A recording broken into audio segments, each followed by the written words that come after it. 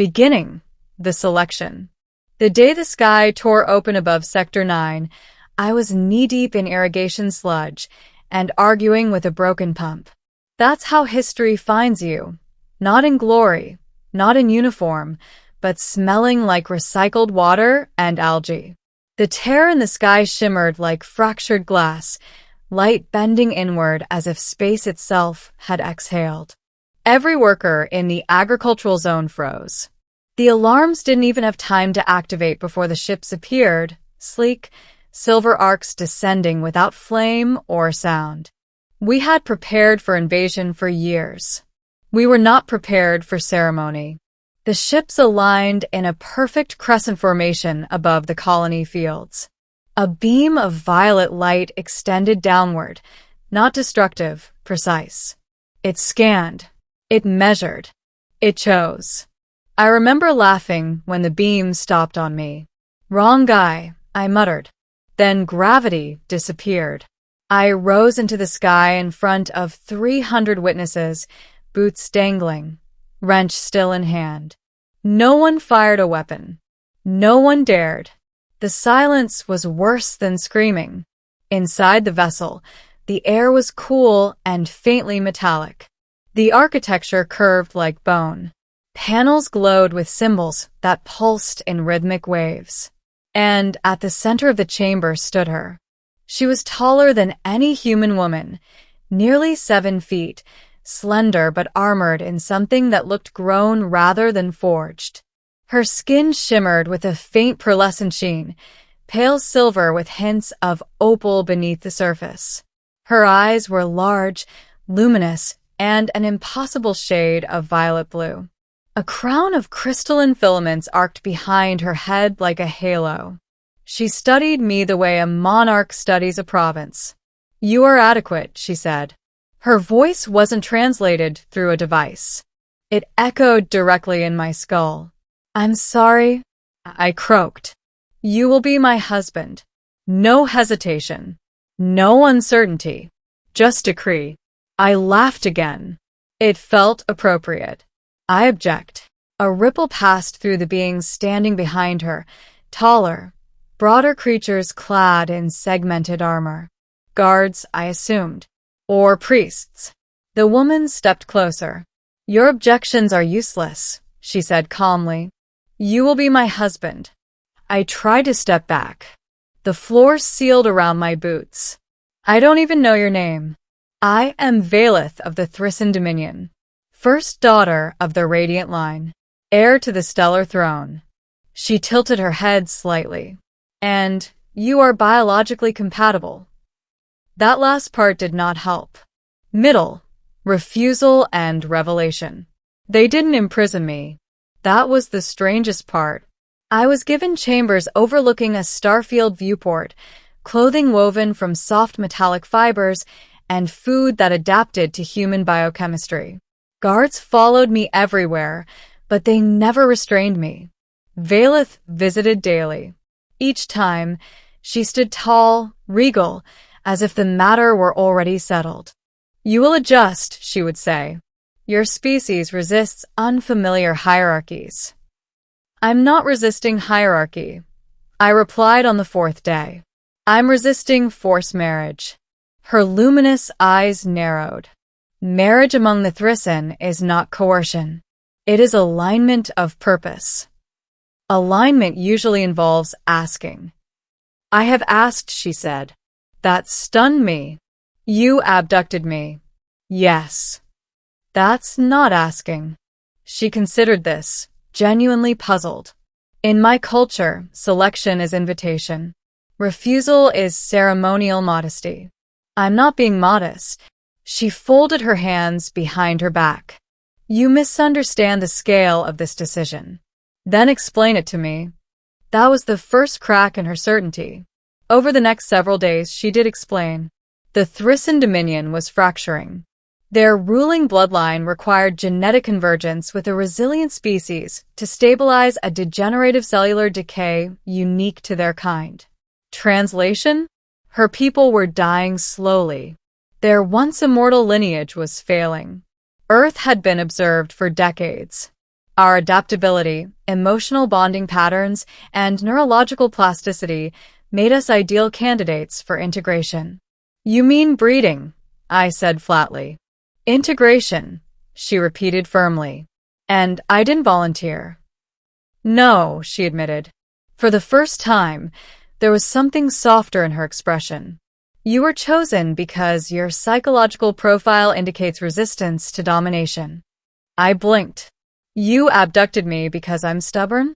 You demonstrate independent moral cognition. The Dominion requires a partner who will not fracture under political strain. So, you kidnapped me for my personality. Yes. It was difficult to remain angry when she sounded so sincere. But sincerity didn't equal consent. I won't do it, I said. Silence stretched between us. Her attendance shifted uneasily. Valeth stepped closer until we were eye to eye. If you refuse, she said quietly, my people will select another. One less difficult. That chilled me. And he won't argue. No. And you'd prefer that? She hesitated. No. It was the first honest answer she'd given that wasn't rehearsed. Days passed. I learned more about her world. The crystalline cities suspended in orbit around dying stars, the long civil wars between rival houses, the burden she carried as heir. I also learned something else. She was alone. Not politically. Personally. Every interaction she had was filtered through expectation and obedience. No one contradicted her. No one laughed at her. Except me. One evening, while stars streaked past the viewport as the ship entered faster than light travel, she removed the crystalline halo from her head. Without it, she looked younger. Almost vulnerable. Why do you resist? She asked softly. Because choice matters, I replied.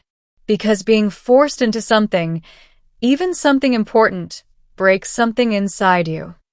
She studied me for a long time. In Thrissan tradition, she said slowly, a bride may challenge a chosen mate 3 times. If he withstands the challenges, the union is considered balanced.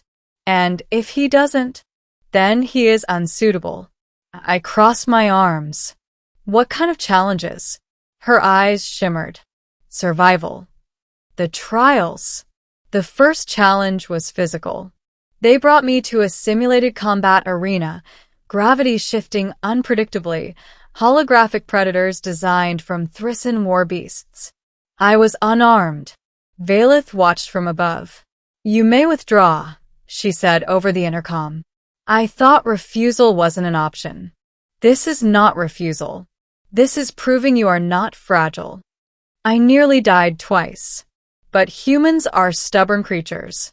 When the final projection dissolved, I was bleeding and exhausted, but standing.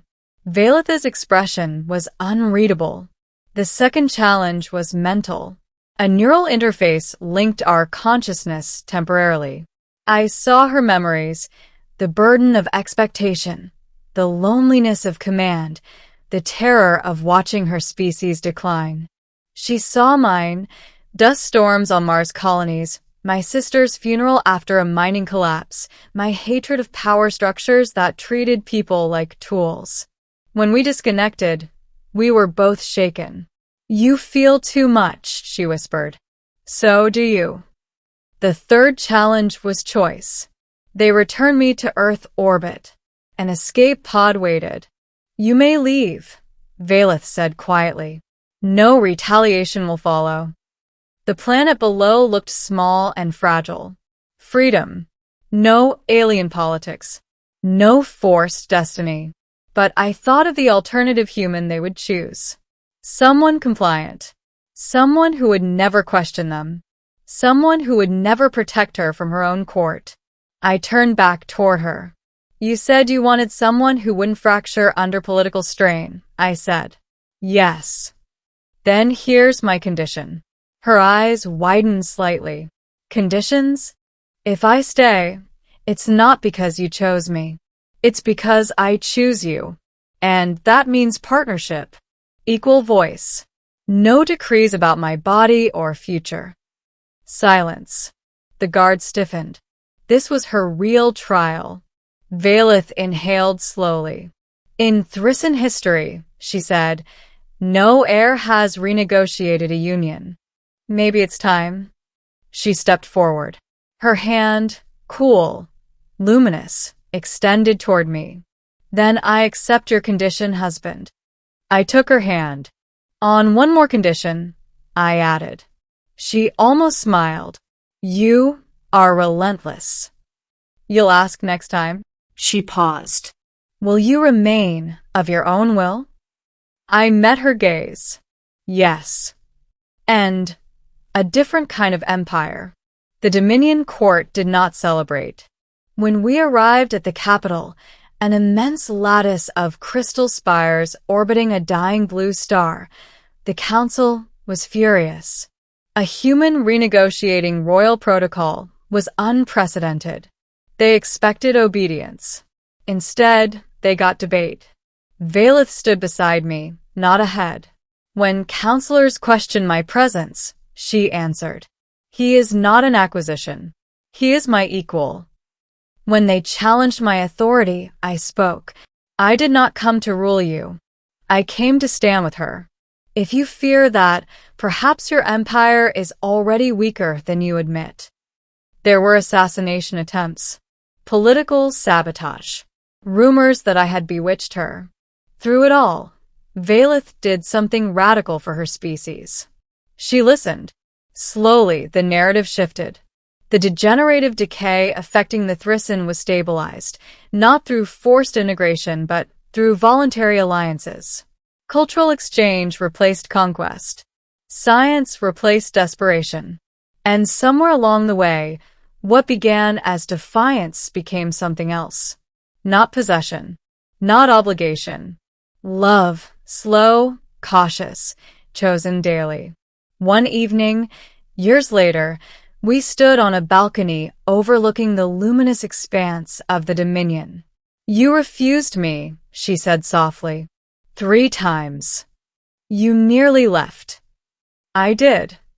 She turned to face me, halo glinting in starlight. In my culture, she said, refusal was once seen as weakness. And now it is seen as proof of strength. I smiled. So, if I object again? Her eyes sparkled with amusement. I will ask. The dying star below us flared faintly, its final centuries ahead. But the Dominion no longer felt fragile, because its future wasn't built on decree.